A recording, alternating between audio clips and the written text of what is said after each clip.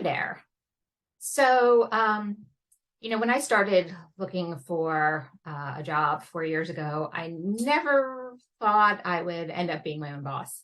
Um, but as I was going on interviews, I was just filled with dread about like getting accustomed to a new office, having to make the small talk and learn the office politics and, having to meet someone's metrics that may or may not even make sense and priorities that may not make sense. And just knowing that invariably, just based on my history of uh, career progression, that I would get bored after not too long and then be looking for something else and then trying to find a company that would have the growth potential that I was looking for, or knowing I'd have to be trying to find something new, and how long would I stay at this job before I could acceptably move to something else without looking like a job hopper. And it was just all this just dread, really. And then to go into a field that I was good at, but I didn't love. I was in land development as a civil engineer. I didn't pick that career. My dad picked engineering for me, which was fine. It was a very good career. I did well. But I was 17. I didn't know what to do. So I went into engineering, and then I was just on this career path that it just kind of happened. And so I was just, I was, I guess, in my early 40s, and just had 20 years in a career that just didn't excite me. And I was looking for a new job, and it was so hard to like send off resumes and go on interviews and like fake the enthusiasm for wanting to, different positions.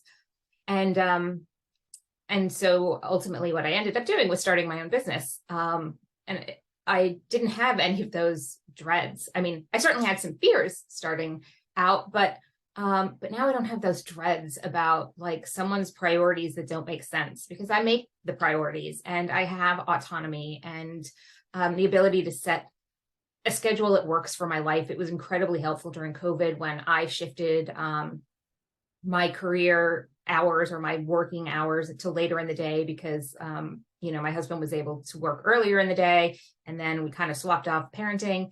I could catch up on the weekends. I didn't have to explain all of my decisions or worry that they were going to be judged. And now that my son is in school and he's got some issues that we're working with, I've been able to leave and take him to appointments and just never have to worry about someone else's judgment on what my day looks like or how I'm using my time, because I'm getting my work done, and that's all that ultimately matters. And that was always the thing that made the most sense to me at work. And the more I think about it, the more I think about like how stuck I felt in the corporate bubble and in a career that didn't really excite me. And now seeing what I get to have, and I'm happy. I like have my evenings free. I'm not on my emails all the time. It's just, I have a livelihood that fits my life, as I've said before. And I've always wanted to help other women who wanted something like that. And initially I was thinking I wanted to help women who needed to be getting themselves out there more to write their content, sort of like a ghostwriter. But then the more I explored what I wanted to do, the more I realized I want to help people get what I have, not specifically what I have, what works for them, so that they can have the life that fits their livelihoods, or the livelihood that fits their lives, rather. And I think the biggest thing about that is the freedom that comes with it, and a feeling of control. If I fail at what I'm doing, it's on me, and I can control that. The reason I was looking for my another job 4 years ago was because I got fired from my safe job. I had taken that 10 months earlier because the job that I had, which was perfectly fine, was having some layoffs, and I could kind of see that if another round came, I mean, it would have made sense for them to let me go. And, I was the primary income earner. My husband stayed home with our son. I couldn't I didn't want to have that,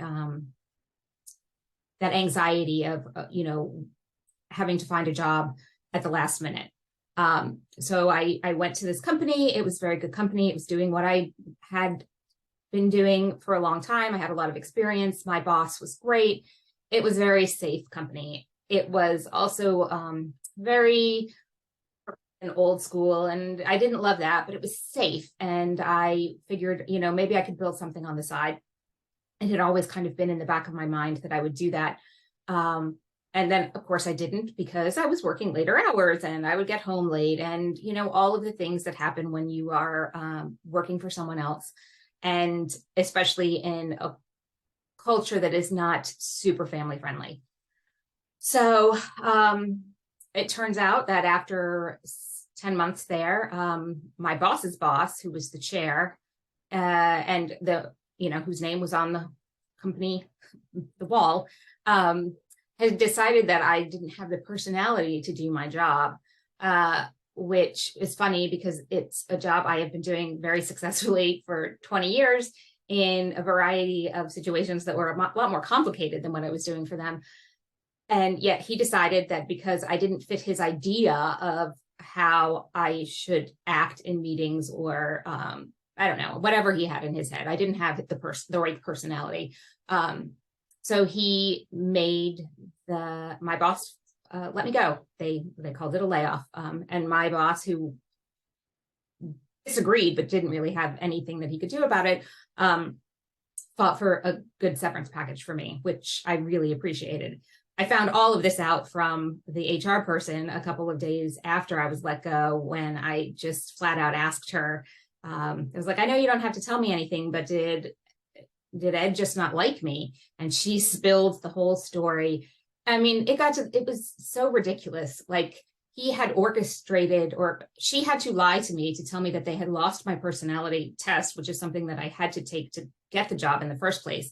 And so I needed to retake it. So I just retook it. And I guess this time my scores were not a good fit for whatever my position was. I was like, well, if the personality test was different between the two, maybe it means the test isn't accurate because I'm the same person.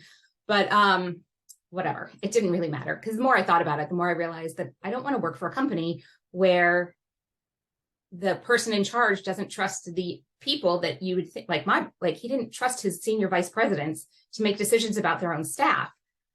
And so I don't know, I just felt so out of control, and getting laid off, it was humiliating for me. I walked into the office, and my boss was there waiting, and ushered me into his office where the HR person was waiting. And, I knew what that meant. And I had a really weird week there anyway, and was planning to talk to my boss because I was just getting strange vibes. And so they let me go. They told me it wasn't anything that I did. And then they walked me out.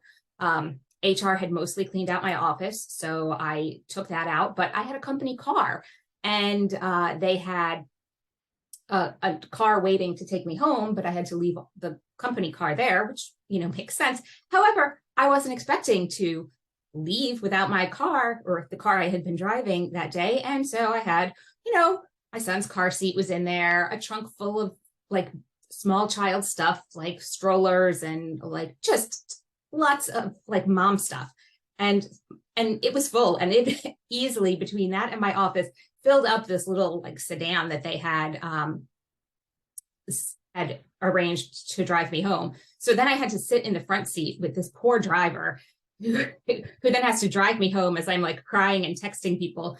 Oh, it was so uncomfortable. And just, I felt such a loss of control, and this feeling of anxiety and shame, and my identity was more tied up in my career than I thought it was. And it was just a horrible time. And then to start looking for another job in that field, I was just kind of done with working for other people's goals and helping other people meet their goals, or contribute to their corporate goals and their corporate profits, but not really reaping any of that benefit for myself. And so I realized that I could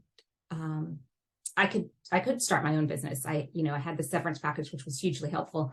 And so I did. And that was one case where my ADHD and impulsiveness was probably a huge benefit because I was like, well, screw it. I'm just going to do it now. And it's either going to work or it's not going to work. And if it doesn't work, I can just find another job. But it worked. And I am so grateful that I took that chance. And not that I would advocate necessarily doing it whole hog like I did. I mean, I had the resources to do that through circumstance, but it was a struggle. I much would prefer having a little bit more of a plan in place. But in the end, 4 years later, I've got a life that is the kind of thing that I wanted for myself when I started working, where I work. You know, I'm not independently wealthy, but I'm doing work that I enjoy, and I get to work with people that I like to work with on projects and working on things that I choose, and I say, yes, this is what I want to do. And if I don't want to do it, if it doesn't feel right to me, I don't have to do it. And it's just it's so wonderful. And it's not that every day is a cakewalk. It's not. I mean, some days are hard, you know, it's just like anything, but I am so much happier and more at peace with what I am doing than I ever was in my career. And I had, you know, good jobs, and I had some great bosses. I had some not great bosses, but, you know, it's not like my career was terrible. But even the best jobs that I've had in my corporate career don't compare to what I have now. And that is what I am hoping to help other women find who are into that. I mean, it's not for everybody, certainly. But anyway, that's what I'm going to be focusing on. Some of the things that that held me back a little bit when I first started. I'm going to be talking about those over the next few videos. So if you're interested in following along, please like, subscribe, and share. Thanks a lot.